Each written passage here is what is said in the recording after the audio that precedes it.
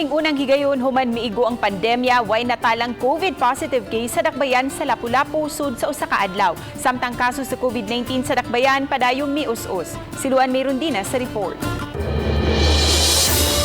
Sulod na sa pipila ka simanang naangkon sa Lapu-lapu City ang gihulagway nga flattening of the curve sa mga COVID-19 cases. Kay pabiling anaa lang sa single digit ang matalang COVID positive case sa dakbayan matag adlaw.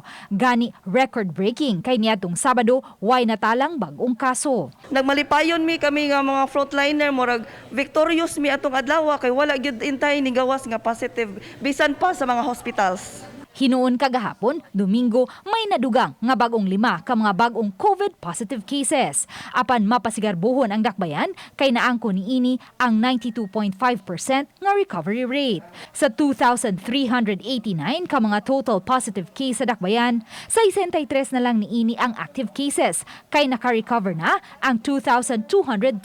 Sa 3,058 ka mga drivers sa mga pampublikong sakyanan nga napaubos sa swab test sukad niadtong Setyembre 30 hangtod Oktubre 9, 5 lang ang nagpositibo ug 10 sila asymptomatic.